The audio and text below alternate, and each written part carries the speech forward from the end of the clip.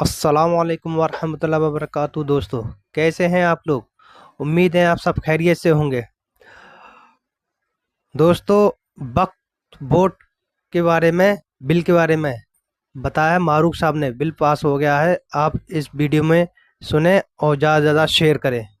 मोहतरम अल्लाह हज़रात, खैर अस्सलाम करे। वालेकुम वरहमतुल्लाहि वबरकातुहू। उम्मीद है आप खैरियत से होंगे। अल्लाह की बारगाह में दुआ है अल्लाह तबारक व तआला आपको और भी खुश रखे, दुनिया और आखिरत की तमाम भलाइयाँ नसीब फरमाए, आमीन या रब्बल आलमीन। वक्फ बिल के ताल्लुक से पता लग गया होगा शायद आप लोगों को। शायद कुछ लोग ऐसे होंगे जो नहीं पता लगा हो। मैं तो समझता हूँ सभी को मालूम हो गया होगा कि क्या हुआ। तो तकरीबन 1 साल से जो बहस चल रही थी ना वक्फ बिल संशोधन के नाम पर, तो वो बिल कल संसद में जो है, कल पार्लियामेंट में वो बिल पास कर दिया गया। लाख कोशिशें की, लाख एहतजाज किए, प्रदर्शन किए, धरना प्रदर्शन किए, जंतर मंतर पर भी किए, हर स्टेट में अलग अलग किए। मुसलमानों ने खूब मुखालफत की इसकी।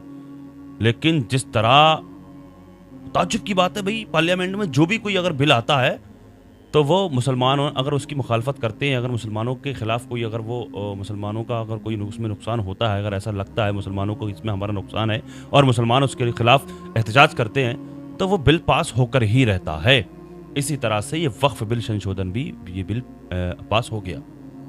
तकरीबन 12-13 घंटे पार्लियामेंट में कल रात को ये बहस चली। उस पर पक्ष के नेता, विपक्ष के नेता सारे मौजूद थे वहाँ पर और अपने अपनी राय दी। इसमें चर्चा चली तकरीबन 10-12 घंटे, लेकिन कोई भी फ़ायदा नहीं निकला, किसी भी एहतजाज का कोई फ़ायदा नहीं निकला।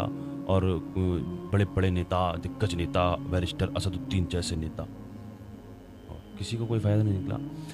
लेकिन मुसलमानों, जिसको तुम अपना रहनुमा समझते हो, बड़ी बड़ी बातें जो तुम्हारे लिए करते हैं, आप खुद को समाजवादी, मुसलमानों के समाजवादी नेता कहलवाते हैं, जो मुसलमानों के हमदर्द नजर आते हैं, एक ही बात कह करके मुसलमानों तुम्हारे वोट लूट करके ले जाते हैं, वो हड़प करके ले जाते हैं।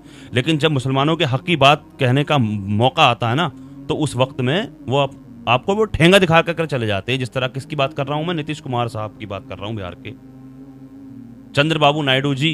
कुछ भी हो सकता था अगर ये बहुत बड़ी ताकत है, बड़ी पावर है, समझते हैं आप अच्छे तरीके से। ये बिल पास नहीं होता, लेकिन इन्होंने पार्लियामेंट में इसकी मुखालफत में वोट दे दिया।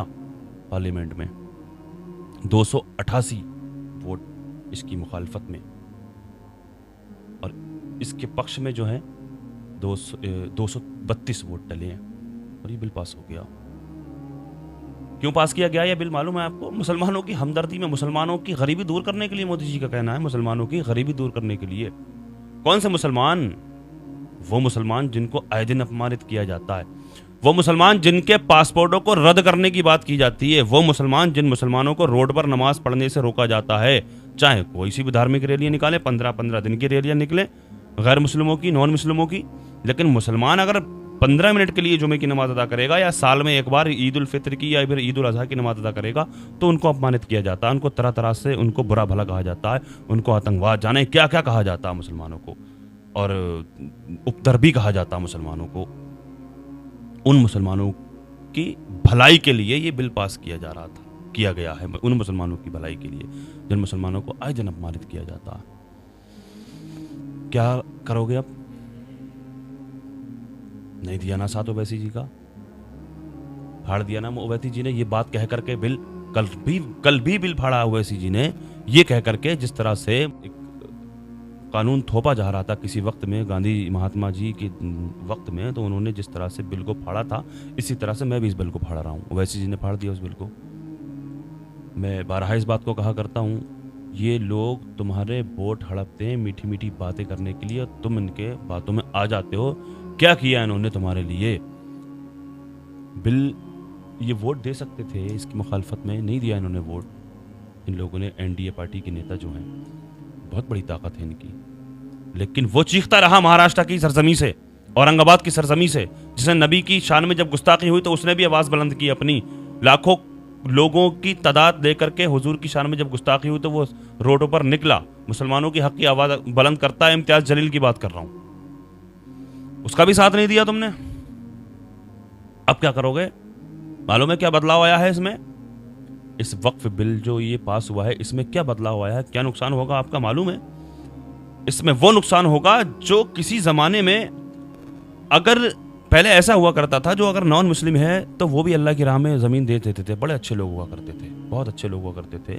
मैं नॉन मुस्लिम की बात कर रहा हूँ, वो अपनी ज़मीनें वक्फ की में दे दिया करते थे मुसलमानों के लिए कि साहब मस्जिद बनाइए, आप अपनी मस्जिद बना दिया, मदरसा बना दिया, वहाँ पर जो भी प्रॉपर्टी वक्फ की वो दे दिया करते थे। लेकिन उनके जो आज उनकी नस्लें हैं, अगर वो चाहें, ये बदलाव आया है, जिन्होंने वक्फ की ज़मीनों को अपनी ज़मीनें दी थी गैर मुस्लिमों ने, तो उन ज़मीनों की उनकी औलादें आज लेना चाहें तो वो ले सकती हैं, आपकी मस्जिद को हटा सकती हैं। ये बदलाव आया है। दूसरा बदलाव क्या आया है, अब वक्फ की जो मेंबरान होते हैं ना, तो उसमें 2 मेंबर नॉन मुस्लिम का होना ज़रूरी है। और लेकिन ज़मीन अब नहीं दे सकते, पहले दे दिया करते थे, अब वो ज़मीन नहीं दे सकते वक्फ को नॉन मुस्लिम, उनको इजाज़त नहीं है, लेकिन मेंबरान ज़रूर होंगे 2 उसके अंदर नॉन मुस्लिम। ये बदलाव आया है। और एक बदलाव ये आया है कि वक्फ की जो ज़मीनें हैं, आपकी वक्फी ज़मीनें, चाहे वो मस्जिद है, चाहे कब्रिस्तान है, मदरसा है, कुछ भी है, 6 महीने के अंदर अंदर आपने उसके कागज़ अगर नहीं दिखाए तो वो सरकार के खाते में चला जाएगा, वो ज़मीन चली जाएगी डीएम के आदेश पर। डीएम उसको, आपकी ज़मीन को सरकारी ज़मीन में चली जाएगी वो ज़मीन आपकी 6 महीने के अंदर अंदर। ढूंढते रहें आप, धक्के खाते रहें आप, मत दो साथ ओवैसी जी का, मत चुनो अपना लीडर तुम।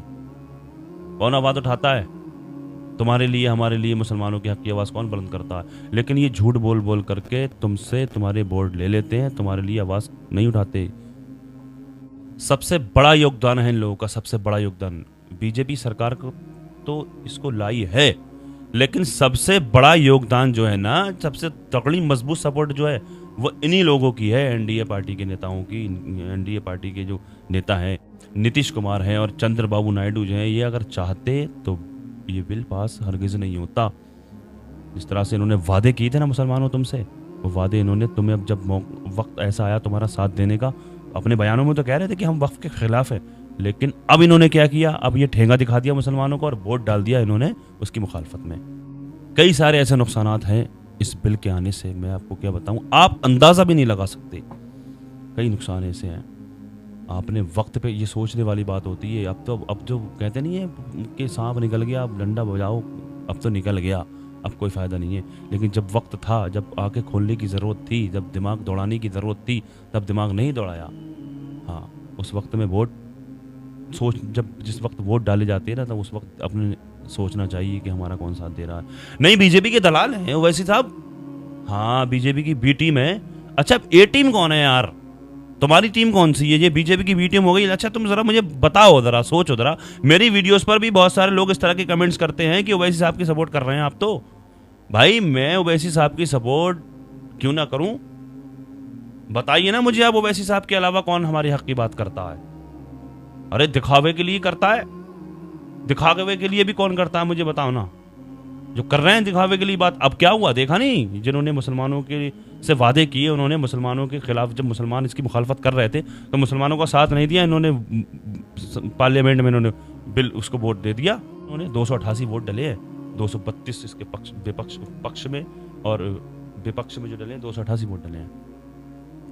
कोई बात नहीं है, अब जो होना था वो हुआ। अब बस अब अल्लाह का शुक्र अदा करो, हर हाल में अल्लाह का शुक्र अदा करना चाहिए। अल्लाह की बारगाह में दुआ है, अल्लाह पाक हमारी मसाजिद, मदारिस, खानकाहों की हिफाजत फरमाए। अल्लाह पाक हमारी ज़मीनों की, जायदादों की हिफाजत फरमाए। अल्लाह तबारक व तआला दुनिया के तमाम मुसलमानों की इज़्ज़त व आबरू की, जान और माल की हिफाजत फरमाए। दुनिया में जहाँ कहीं भी परेशान हाल मुसलमान हैं, अल्लाह पाक सबकी परेशानियों को दूर फरमाए। जो बेकसूर मुसलमान जेलों में कैद हैं, उन सबको बाइज़्ज़त रिहाई अता फरमाए। जो बेजा मुकदमाबाजियों में फंसे हुए हैं, उनको उससे छुटकारा नसीब फरमाए। जो बीमार हैं, अल्लाह पाक उनको शिफा अता फरमाए। जो बेरोज़गार हैं, उनको जायज़ रोज़गार अता फरमाए। जिन हमारे भाइयों बहनों के रिश्ते नहीं हो रहे हैं, अल्लाह पाक उनको नेक रिश्ते अता फरमाए। जिन भाइयों बहनों ने कमेंट्स के ज़रिए दुआओं की दरख्वास्त की है, अल्लाह पाक सबकी जुमला परेशानियों को दूर फरमाए। अल्लाह पाक समझ अता फरमाए, दीन की सही समझ अता फरमाए। अल्लाह पाक हमारे ईमान व अक़ाइद की हिफाजत फरमाए, दीनी दुनियावी दौलत से माला माल फरमाए। अल्लाह पाक दीनी दुनियावी समझ अता फरमाए, दीनी भी और दुनियावी भी समझ अता फरमाए। कहाँ वोट देना है, क्या करना है, अल्लाह पाक आगे से समझ अता फरमाए। आमीन या रब्बल आलमीन। अस्सलामु अलैकुम व रहमतुल्लाहि व बरकातुहू।